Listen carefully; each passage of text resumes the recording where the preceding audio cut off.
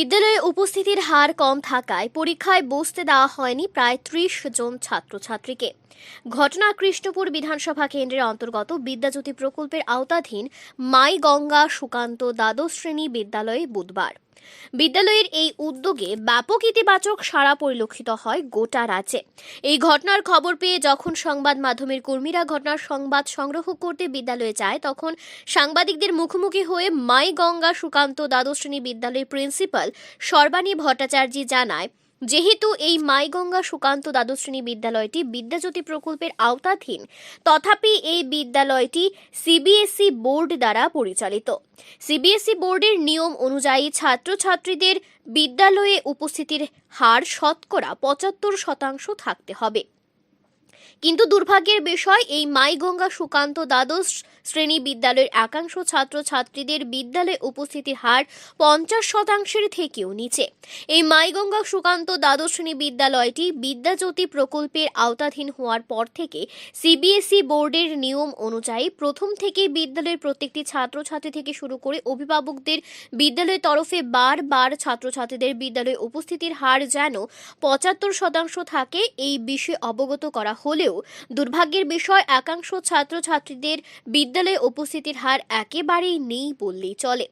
এই অবস্থায় দাঁড়িয়ে আগামী দিন যাতে ছাত্রছাত্রীদের পঠন পাঠনের এবং শিক্ষার গুণগত মান বজায় থাকে, তৎসঙ্গে শিক্ষার প্রতি সচেতন দৃষ্টিতে আগ্রহ প্রকাশের মাধ্যমে যাতে বিদ্যালয়ের ছাত্রছাত্রীরা নিজেদের ভবিষ্যৎ গঠন করতে পারে, সেই লক্ষ্যমাত্রাকে সামনে রেখে বিদ্যালয়ের যে সকল ছাত্রছাত্রীদের উপস্থিতির হার ৫০% থেকেও নিচে রয়েছে, তাদেরকে বুধবার থেকে শুরু হওয়া PT2 পরীক্ষায় বসতে দেয়নি বিদ্যালয় কর্তৃপক্ষ।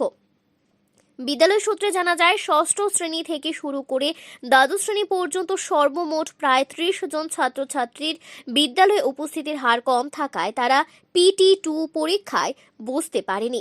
এই ঘটনার পরিপ্রেক্ষিতে সমাজের শুভবুদ্ধি সম্পন্ন মহল থেকে প্রতিক্রিয়া আসছে যে হয়তো এই প্রথমবার খোয়াই জেলার কোনো বিদ্যালয় ছাত্রছাত্রীদের বিদ্যালয়ে উপস্থিতির হার কম থাকায় আগামী দিনে ছাত্রছাত্রীদের ভালো ভবিষ্যতের কথা চিন্তা করে এই ধরনের উদ্যোগ গ্রহণ করেছে। সব মিলিয়ে মাই গঙ্গা সুকান্ত দ্বাদশ শ্রেণী বিদ্যালয়ের এই গঠনমূলক ভূমিকায় বিভিন্ন মহল থেকে ব্যাপক প্রশংসা কুড়িয়েছে বিদ্যালয় কর্তৃপক্ষ।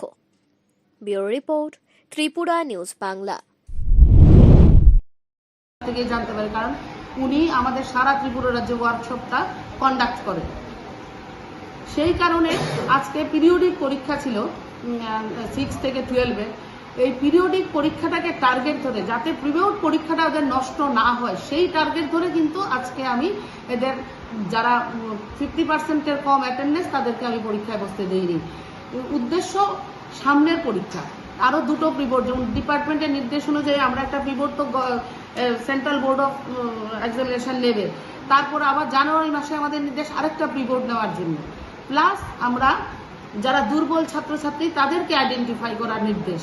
কিন্তু ছাত্রছাত্রী তো বিদ্যালয়ে যদি না আসে, আমরা কাদের পড়াবো? তারপর এদেরকে আরো বলা হয়েছে যে আজকের এই 3 দিনের পরীক্ষার পরে তারা যদি প্রিবোর্ডের আগে 75% উপস্থিত থাকে, অবশ্যই প্রিবোর্ড পরীক্ষায় বসতে পারবে।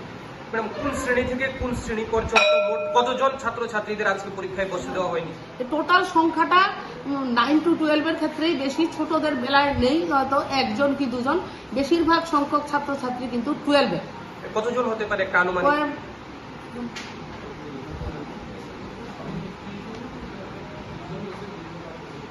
তো মানে 50%-ই হয়তো বা অ্যারাউন্ড 50% স্টুডেন্ট 12-এ, অন্য ক্লাসের এরকম সংখ্যা না। টেন্টেটিভ ডাটা, মানে আমি 100% ডাটা দিতে পারিনি, মানে টেন্টেটিভ একটা, হয়তো 50 থেকে 60% স্টুডেন্ট পরীক্ষায় বসতে পেরেছে। 50% অ্যাটেন্ডেন্সে নামানোর পর আমরা টার্গেট 50%, 75% থেকে নামিয়ে এটা 50%-এ এসছে, তারপরে এই অবস্থা আমাদের ক্ষেত্রে খুব দুঃখজনক। কারণ সিবিএসই পরিচালিত বিদ্যালয়গুলির জন্য ডিপার্টমেন্টের কিন্তু, আমাদের শিক্ষা দপ্তরে কিন্তু আলাদা উদ্যোগ, টিচারদের ট্রেনিং করানো, ট্রেনিংয়ে টাকা খরচা করা, এইগুলো সব স্কুলের ডেভেলপমেন্ট ফান্ড থেকে করানো হয়। বিভিন্ন জায়গায় ট্রেনিং করানো হচ্ছে। কত ঘন্টা ট্রেনিং জানি? 50 ঘন্টার ট্রেনিং সেই সমস্ত টিচাররা নিচ্ছে।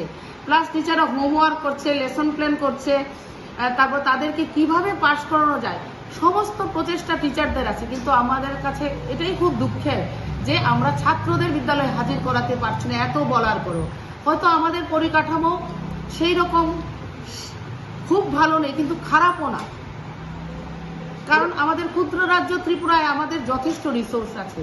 আমাদের বিদ্যালয়ে কিন্তু ভালো ভালো শিক্ষক আছেন যারা স্টুডেন্টদের দিতে চান, কিন্তু স্টুডেন্টরা স্কুলে আসতে চায় না। তাহলে আমরা কি করে তাদেরকে প্রি বোর্ডের রেজাল্ট ভালো হবে, বোর্ডের রেজাল্ট ভালো হবে, দপ্তরের এত উদ্যোগ কি করে আমরা সাকসেস করবো যদি ছাত্রই না আসে?